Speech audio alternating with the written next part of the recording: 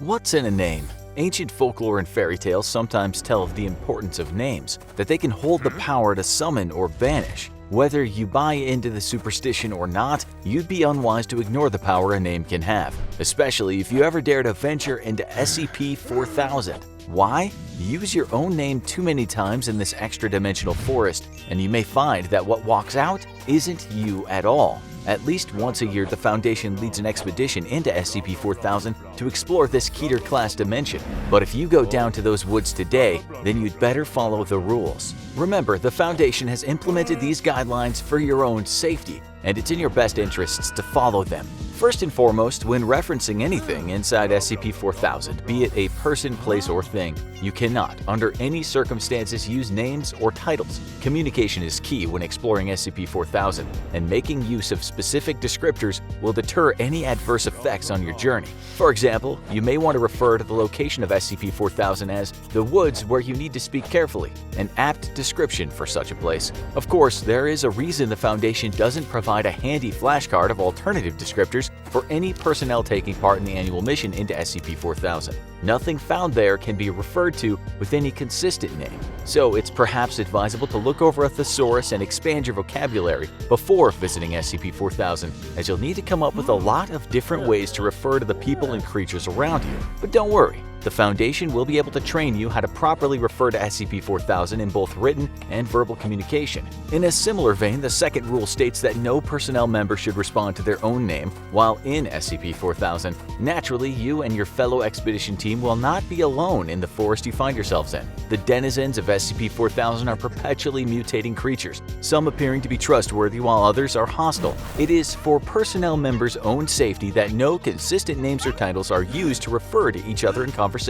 This has been known to cause personnel returning from SCP-4000 to experience vivid hallucinations, and in some instances has led to the appearances of creatures found in SCP-4000 in our world. Thirdly, when interacting with the life forms residing in SCP-4000, personnel are advised to accept any gifts that they're offered, but are warned to, under no circumstances, consume anything that is given to them while inside the forest. Finally, and above all, do not divulge any name, nickname, codename, alias, or any other personal designation when interacting with any native entities, and disregard any designator that an inhabitant of SCP-4000 attempts to assign to you. Personnel must, however, remain courteous in the presence of any native creature of SCP-4000 and treat these entities with respect and formality. Access to SCP-4000 can only be achieved by performing Procedure 4000 Halloway, a ritual requiring a steady flame in an indoor fireplace fueled by only organic kindling. Personnel are required to combine the powdered bones of one male lion, one male red fox, and a baleen whale, and cast these into the fire with a personal possession holding strong sentimental value to the staff member performing 4000 Halloway. Next, personnel are to add 3 feathers of a bird, such as a raven or crow, and must respond with the correct counterphrases once the fire begins to emit a voice. If these conditions are met and the correct response is given, Foundation personnel will gain access to the entry point of SCP-4000. If any error is made during the course of performing Procedure 4000 Halloway, then under no circumstances should this ritual be repeated. Staff are urged to apologize for any incorrect actions, then refrain from engaging in this procedure in the future. Should Procedure 4000 Halloway be completed successfully, Foundation personnel will find themselves arriving in the access point to SCP-4000, emerging from the mouth of an old well in the center of the forest. Exploration teams sent into SCP-4000 are advised that this dimension does not adhere to the laws of physical space that personnel will be accustomed to. There is a single, confirmed safe route that must be used when traversing the forest of SCP-4000, a dirt path leading in a circuit both beginning and terminating at the entry point. Previous attempts to map the landscape of SCP-4000 all confirm that the only way to safely exit this dimension is to follow the entire length of the path in one direction until eventually returning to the well. You have been warned. Any attempt to travel back to the direction you came in will result in a loss of contact with the rest of the expedition team. As mentioned, SCP-4000 is home to a number of entities, often noted to be undergoing continuous and dramatic changes in form. These physiological mutations appear to occur whenever these creatures are unobserved, making distinguishing between them difficult. When questioned about the exact nature of these changes, the inhabitants of SCP-4000 claim to have no control over them and express distress and dissatisfaction when said changes occur. Guidelines have been put in place by the Foundation regarding the interactions between personnel and creatures found in the forest, and adhering to the rules regarding the use of consistent names and titles remains vitally important.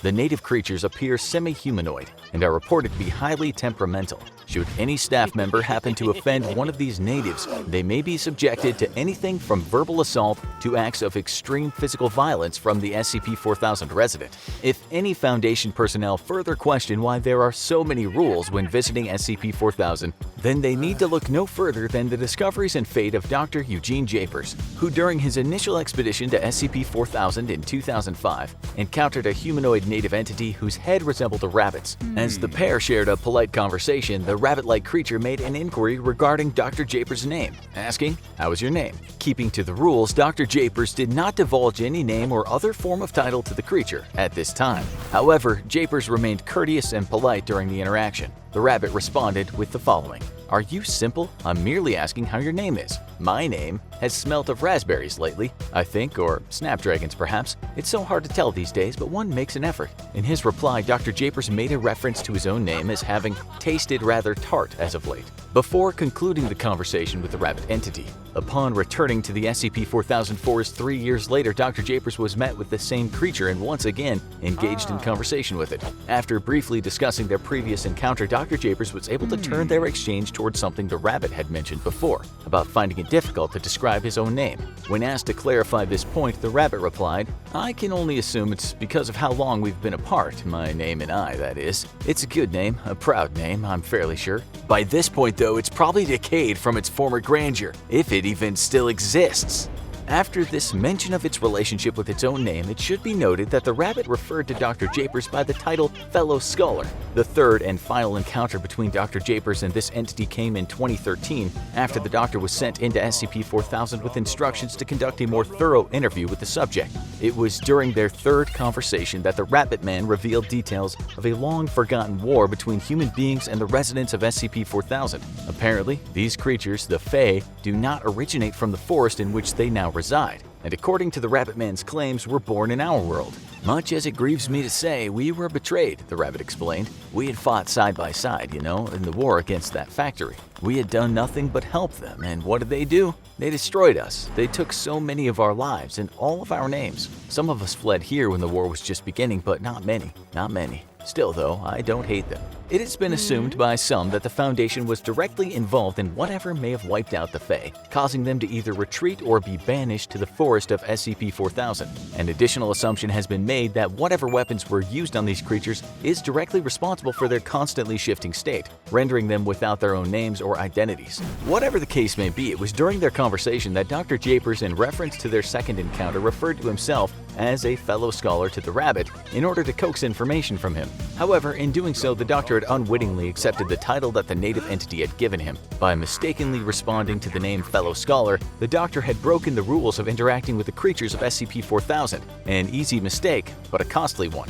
The doctor would later leave SCP-4000, traversing the safe path back to the well, and Dr. Japers vanished shortly after his exit from SCP-4000. His whereabouts are currently unknown. The Foundation has made several attempts to investigate his untimely disappearance, but to this day, he remains missing, and the fur left on the inside of his expedition gear displayed no strange properties. The single goal, it would seem, of the creatures residing in SCP-4000 is the theft of names. However, this naturally extends far beyond the Dimension's definition of identity theft. Though an unfortunate blunder, Dr. Japers allowed the friendly nature and demeanor of the rabbit entity to trick him into accepting the name Fellow Scholar. By giving Dr. Japers a name, the rabbit was free to steal not only his name but his very identity. While it is unclear how this transference is achieved by the creatures, it is due to the risk of this that the Foundation employs such strict rules for any research team tasked with traveling to the forest of SCP-4000. Make no mistake, names have more power than we realize, and this is evident in few places more so than SCP-4000, a pocket dimension where ever-changing survivors of a forgotten massacre exist as identities alone. Remember, a name is a powerful thing, whichever side of the well you find yourself on. Your name binds you to who you are, but if your name becomes someone else's, then one else of yours becomes theirs too. Now go check out SCP-106 The Old Man and SCP-049 The Plague Doctor Escapes for more of the Foundation's journeys into the strange and unknown.